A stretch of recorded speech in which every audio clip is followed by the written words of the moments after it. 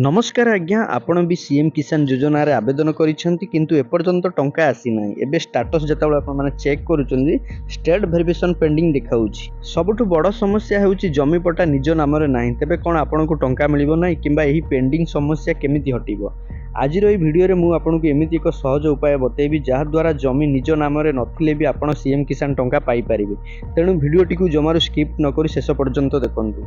State verification pending रहिबार मुख्य कारण हेउची data mismatch किंबा जमी रेकर्ड जांच न होबा जदि जमी बापांग नाम अच्छी तेबे आपन को VOW बा विलेज एग्रीकल्चर वर्कर पाखक जाए एक उत्तराधिकारी सूत्रर प्रमाण देवाक पड़ो। जदि आपणकर जमी नाही तेबे आपण लैंडलेस एग्रीकल्चर हाउस होल्ड श्रेणी रे निजको अपडेट करंतु।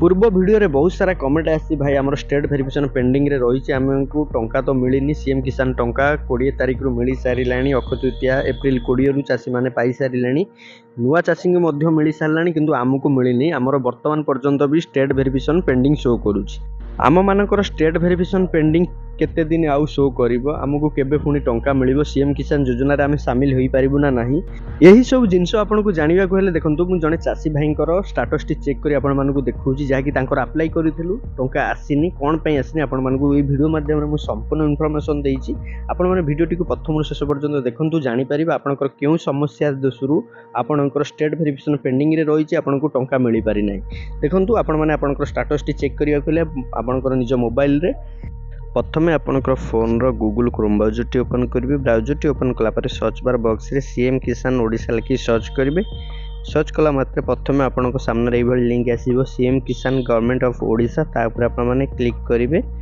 क्लिक कला मात्र देखंतु एभली पेज टी आपनको सामने रे ओपन हे जो सीएम किसान जो ऑफिशियल पोर्टल टी ता आपनको सामने रे एम्ति ओपन होई जिवो देखंतु एही पेज रे अनेक गुडी ऑप्शन सब आपनको देखिबा पय मिलुथिबो प्रथमे देखंतु आपनकर लैंग्वेज टी सिलेक्ट करियो जदि ओडिया रे देखिबा पय चाहउचंती एठी लैंग्वेज टी सिलेक्ट कर दो देखंतु ओडिया करि परिबे किबा जदि आपन माने इंग्लिश रे चाहउचंती इंग्लिश मध्यम करि परिबे जेहेतु मोर ओडिया रे एठी रहिची एठी देखंतु स्थिति जांच करंतु बोली जो ऑप्शन टी रहिची देखिबा पय मिलुची ता ऊपर क्लिक करिवे क्लिक कला मात्र एभली पेज टी ओपन हे जिवो चेक योर स्टेटस तले गोटे खाली बॉक्स देखा मिलूँ से खाली बॉक्स आपंकर आधार नंबर टी देदेवे आधार नंबर टी खाली बॉक्स दे सारा तले आप गोटे कैप्चा शो हो जो कैप्चा टी शो हो से कैप्चा टी देखिकी एंटर कैप्चा बॉक्स रे कैप्चा टी भरीदे जहाँ भी कैप्चा आप शो हो दे सारापर तले रही शो बटम उपर आप क्लिक करेंगे यही पेज टी आप सामने ओपन हो चेक योर स्टेटस देखो जड़े चाषी जैक बर्तमान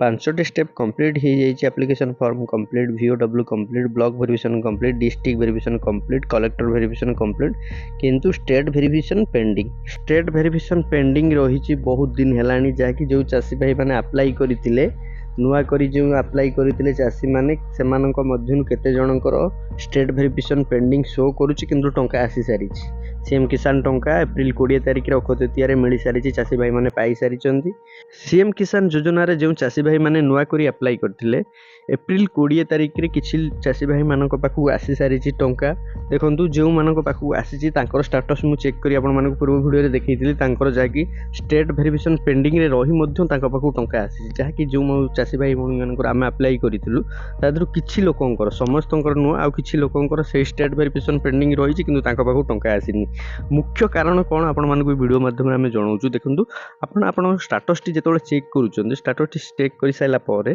पेज को स्क्रॉल डाउन करिवे आपन मानक जदी एभली स्टेट पेंडिंग वेरिफिकेशन शो होतबो ता तळे देखंतु आपन को कोन शो होउची स्टेट वेरिफिकेशन रही कि जो चाषी भाई मानक पाखु टंका आसीची अनेक भाई मानकर कमेंट थिला भाई स्टेट वेरिफिकेशन पेंडिंग रे रही किंतु तांका पाखु केमिति टंका आसिला आम पाखु आसी नै देखंतु आपण माने आपनकर स्टेटस टी चेक करिवे आपण मानकु मु कहि दोउची एमति चेक करला परे स्टेट वेरिफिकेशन पेंडिंग शो होतो पेज को स्क्रॉल डाउन कला पर तळे आपण मानकु देखिबा पे मिलुथिबो पर्सनल डिटेल्स आपनकर आधार नंबर फार्मर कैटेगरी देखंतु small marginal farmer applicant name eighty देखंतु एप्लिकेंट नेम आपण मानकु मु देखौची एप्लिकेंट नेम टी देखंतु सुजाता भारती अछि देखंतु जहाँकि जहाँ रही डिटेल्स सब ये आपको देखा मिलूँ आपण डिटेल्स आपने देखिपारे एमती डिस्ट्रिक्ट ब्लॉक विलेज पेज को स्क्रॉल डाउन कला देखा मिलूँ लैंड डिटेल्स देखो लैंड डिटेल्स सर्वे खाता नंबर प्लॉट नंबर पट्टा होल्डर नेम देखो ये कौन लिखा अच्छे पट्टा होल्डर नेम मुझे देखली एप्लिकेंट नेम कौन रही पट्टा होल्डर नेम यही जो चाषी की टंकाटी आसीनी आपण मानकु देखेबार कारण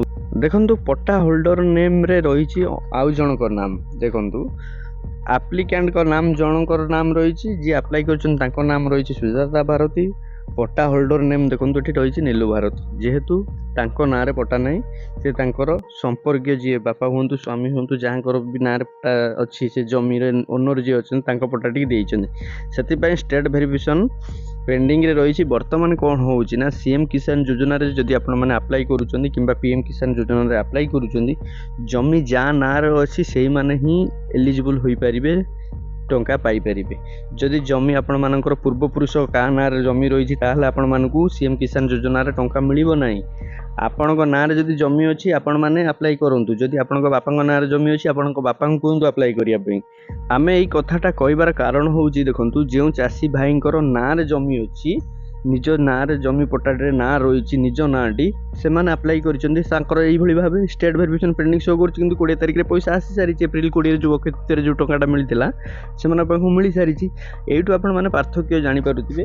ଯଦି ଆମେ ସେଇମାନଙ୍କର ଆପ୍ଲାଏ କରିଥିଲୁ ଏତେ ଜଣଙ୍କର, ତାଙ୍କର 5 ଜଣଙ୍କର 10 ଜଣଙ୍କର ଆସିଲା, ଆଉ 10-20 ଜଣଙ୍କର କାହିଁ ଆସିଲା ନାହିଁ। ତାଙ୍କର ଯେତେବେଳେ ଆମେ ଟୋଟାଲି ଭେରିଫିକେସନ୍ କଲୁ ଯେ ଦେଖିଲା ବେଳକୁ ଜମିଟି ତାଙ୍କ ନାଁରେ ଅଛି, ସେଥିପାଇଁ ତାଙ୍କ ପାଖକୁ ପଳେଇ ଆସିଛି। କିନ୍ତୁ ଆଙ୍କ ନାଁରେ ଜମି ନାହିଁ, ଆଙ୍କର ପୂର୍ବପୁରୁଷ କିମ୍ବା ବାପା କିମ୍ବା ସ୍ୱାମୀଙ୍କ ନାଁରେ ଜମି ରହିଛି ଯେହେତୁ, ସେଥିପାଇଁ ତାଙ୍କର ଷ୍ଟେଟ୍ ଭେରିଫିକେସନ୍ ପେଣ୍ଡିଂରେ ଏମିତି ଶୋ କରୁଛି, ଟଙ୍କା ଆସିନାହିଁ। ଯେଉଁମାନଙ୍କର ଷ୍ଟେଟ୍ ଭେରିଫିକେସନ୍ ପେଣ୍ଡିଂରେ ରହିଛି ସେମାନେ କ'ଣ କରିବେ ଦେଖନ୍ତୁ, ଆପଣମାନଙ୍କୁ ମୁଁ କହୁଛି। ସିଏମ୍ କିଷାନ ଯୋଜନାରେ ଆପଣଙ୍କର ଷ୍ଟେଟ୍ ଭେରିଫିକେସନ୍ ପେଣ୍ଡିଂ ଦେଖାଇବା ଏବଂ ଟଙ୍କା ନ ଆସିବାର କିଛି ନିର୍ଦ୍ଦିଷ୍ଟ କାରଣ ହୋଇଥାଏ। ଯେମିତିକି ଦେଖନ୍ତୁ, ଏହାର ଅର୍ଥ ହେଉଛି ଆପଣ ଆବେଦନ ପତ୍ରଟି ବ୍ଲକ କିମ୍ବା ଜିଲ୍ଲା ସ୍ତରରେ ଯାଞ୍ଚ ସରିଛି, କିନ୍ତୁ ରାଜ୍ୟ ସରକାରଙ୍କ ଷ୍ଟେଟ୍ ଲେବୁଲ୍ ଚୂଡ଼ାନ୍ତ ଅନୁମୋଦନ ଅପେକ୍ଷାରେ ଅଛି। ସାଧାରଣତଃ ଏହି ପ୍ରକ୍ରିୟାଟି କିଛି ଦିନ ସମୟ ଲାଗେ। ଯଦି ଆପଣଙ୍କର ସବୁ ଡକୁମେଣ୍ଟ ଠିକ୍ ଅଛି, ତେବେ ପରବର୍ତ୍ତୀ କିସ୍ତି ସମୟରେ ଏହା ଅଟୋମେଟିକ୍ ଆପ୍ରୁଭ୍ ହୋଇଯିବ। ସିଏମ୍ କିଷାନ ଯୋଜନାରେ ଯଦି ଆପଣମାନେ ଆପ୍ଲାଏ କରିଦେଇଛନ୍ତି, ପଟ୍ଟା ନିଜ ନାମରେ ନାହିଁ, ବାପାଙ୍କ ନାମରେ ଅଛି ଏବଂ ଆପଣଙ୍କ ସ୍ମଲ୍ ମାର୍ଜିନାଲ୍ ଫାର୍ମର ଭାବେ ଆପ୍ଲାଏ କରିଛନ୍ତି, ତେବେ ଏହି କାରଣରୁ ହିଁ ଆପଣଙ୍କର ଷ୍ଟେଟ୍ ଭେରିଫିକେସନ୍ ପେଣ୍ଡିଂ ରହିଛି। ସରକାରୀ ନିୟମ ଅନୁସାରେ କ୍ଷୁଦ୍ର ନାମମାତ୍ର ଚାଷୀ ଶ୍ରେଣୀର ଟଙ୍କା ପାଇବା ପାଇଁ ପଟ୍ଟାରେ ନିଜ ନାମ ରହିବା ବାଧ୍ୟତାମୂଳକ। ଏହି ସମସ୍ୟାର ସମାଧାନ ପାଇଁ ଆପଣଙ୍କ ପାଖରେ 2ଟି ରାସ୍ତା ଅଛି। ବାପାଙ୍କ ନାମରେ ଜମି ଥିଲେ କ'ଣ କରିବେ? ଯଦି ଆପଣଙ୍କର ବାପା ଜୀବିତ ଅଛନ୍ତି ତେବେ ଆପଣ ତାଙ୍କୁ ହିଁ କୁହନ୍ତୁ ଏହି ଯୋଜନାରେ ଆବେଦନ କରିବା ପାଇଁ। ଯଦି ବାପା ନାହାନ୍ତି ତେବେ ଆପଣଙ୍କୁ ନିମ୍ନଲିଖିତ ପଦକ୍ଷେପ ନେବାକୁ ପଡ଼ିବ। ତହସିଲ ଅଫିସକୁ ଯାଇ ଜମିକୁ ନିଜ ନାମରେ ରେକର୍ଡ କରିବାକୁ ପଡ଼ିବ। ଥରେ ପଟ୍ଟାରେ ଆପଣଙ୍କ ନାମ ଆସିଗଲେ ଏହି ଡାଟା ଫୁଲି ପୋର୍ଟାଲରେ ଅପଡେଟ୍ ହେବ ଏବଂ ଆପଣଙ୍କ ଭେରିଫିକେସନ୍ ଆପେ ଆପେ ଆପ୍ରୁଭ୍ ହୋଇଯିବ। ବାପାଙ୍କ ପରେ ଆପଣ ହିଁ ଉତ୍ତରାଧିକାରୀ। ଏଥିପାଇଁ ତହସିଲ ଠାରୁ ଏକ ପ୍ରମାଣପତ୍ର ଆଣି କୃଷି ଅଫିସରେ ଦେଇପାରିବେ। ପ୍ରଥମଟି ତ ଆପଣମାନେ ଜାଣିପାରିଲେ କ'ଣ କରିବେ ଯଦି ଜମିଟି ଆପଣଙ୍କର ବାପାଙ୍କ ନାଁରେ ରହିଛି। ଦ୍ୱିତୀୟଟି ସେମିତି ଦେଖନ୍ତୁ, ଭୂମିହୀନ ଚାଷୀ ଭାବେ ପରିବର୍ତ୍ତନ କରନ୍ତୁ। ଯଦି ଜମି ଆପଣଙ୍କ ନାମରେ ଆସିବା ସମ୍ଭବ ନୁହଁ, ତେବେ ଆପଣ ସ୍ମଲ୍ ମାର୍ଜିନାଲ୍ ଫାର୍ମର ବଦଳରେ ଲ୍ୟାଣ୍ଡଲେସ୍ ଏଗ୍ରିକଲଚର ହାଉସ୍ ହୋଲ୍ଡ ଭୂମିହୀନ କୃଷି ପରିବାର ଶ୍ରେଣୀର ନିଜକୁ ଅନ୍ତର୍ଭୁକ୍ତ କରିବା ପାଇଁ ଚେଷ୍ଟା କରନ୍ତୁ। ଏଥିପାଇଁ ଆପଣଙ୍କୁ ଆପଣଙ୍କର ଆବେଦନକୁ ଅପଡେଟ୍ କିମ୍ବା ଏଡିଟ୍ କରିବାକୁ ପଡ଼ିବ। କୃଷି ଅଫିସକୁ ଯାଇ ସେଠାରେ ଥିବା ଡାଟା ଏଣ୍ଟ୍ରି ଅପରେଟରଙ୍କୁ କୁହନ୍ତୁ ଯେ ଆମର ନାମରେ ଜମି ନାହିଁ, ତେଣୁ ଆମକୁ ଭୂମିହୀନ ଶ୍ରେଣୀରେ ରଖାଯାଉ। ଷ୍ଟେଟ୍ ଭେରିଫିକେସନ୍ ପେଣ୍ଡିଂକୁ କିପରି ଠିକ୍ କରିବେ? ଏହି ପେଣ୍ଡିଂ ସମସ୍ୟା ଦୂର କରିବା ପାଇଁ ଆପଣଙ୍କୁ ତୁରନ୍ତ ଅଫଲାଇନ୍ ଭେରିଫିକେସନ୍ କରିବାକୁ ପଡ଼ିବ। କାହାକୁ ଦେଖା କରିବେ ଆପଣ? ଆପଣଙ୍କର panchayat VLW village agriculture worker ବା କୃଷି କର୍ମଚାରୀଙ୍କୁ ଦେଖା କରନ୍ତୁ। ଦରକାରୀ କାଗଜପତ୍ର ବାପାଙ୍କର ନାମରେ ପଟ୍ଟା, ଆପଣଙ୍କର ଆଧାର କାର୍ଡ଼, ବ୍ୟାଙ୍କ ପାସବୁକ୍ ଏବଂ ବାପାଙ୍କ ସହିତ ଆପଣଙ୍କର ସମ୍ପର୍କର ପ୍ରମାଣପତ୍ର ଯେମିତିକି ରାସନ କାର୍ଡ଼ ନେଇଯାଆନ୍ତୁ। VLW approve.